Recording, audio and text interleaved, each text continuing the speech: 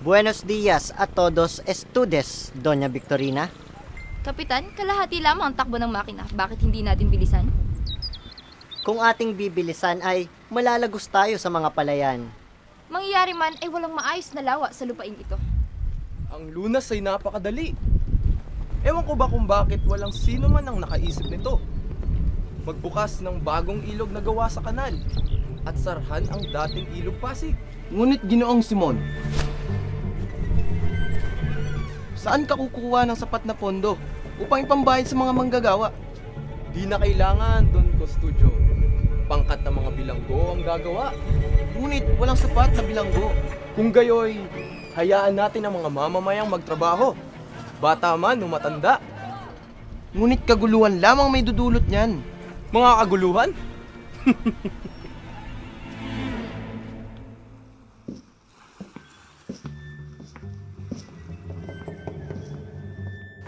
Oh, Basilio, Oo, Kapitan. kamusta nga pala ang binubuo niyong Akademya ng Wikang Kastila? Mabuti naman po, Kapitan. Nakahanda na po ang mga guro at mga paaralang gagamitin. Mukhang hindi matutuloy iyan kasi di ba tutol si Padre Sibayla?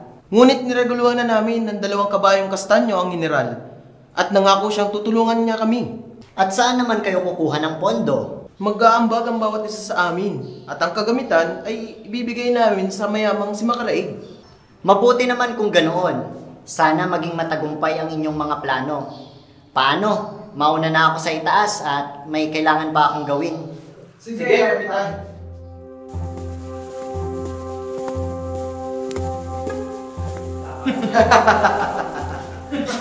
Tila'y nagkakatuwaan kayo dyan. Pwede ba akong sumali? Ayos lang, Senyor Simon. Ikagagalak pa namin. Bueno, baka gusto niyo akong saluhan ng serbesa doon. Tayo'y uminom.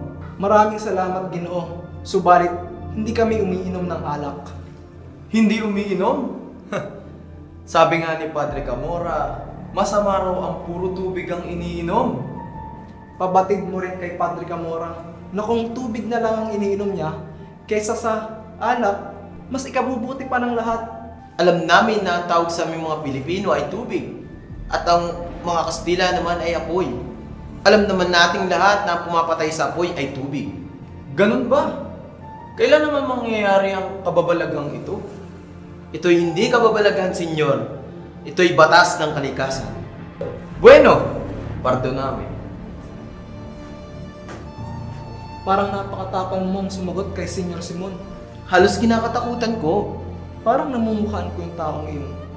Siya ang kayumangging kardinal, matalik na kaibigan ng Kapitan General. Ganun ba? Mawalang galang na po, Kapitan. Ngunit nalalaman niyo ba kung saan banda ng lawa namatay ang isang ginoong nagngangalang Nebara, Gibara o Ibara nga ba iyon? Ibarra. Crisostomo Ibarra. Siya nga ba?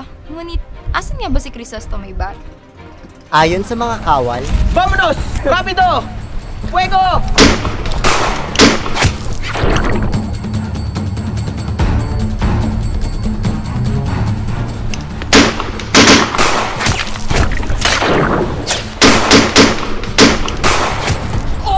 at ngayon, 13 taon na ang nakakalipas nang mangyari iyon. Kung gayong, Kapitan, ang kanyang bangkay ay... Nakasama sa libing ng kanyang ama. Di ba't isa rin siyang pilibustero? Iyan ang tinatawag na murang paglilibing. Tama ba, Padre Camora? Sadyang hindi magkakaroon ng mga marangal na libingan yan. Mga filibustero katulad nila.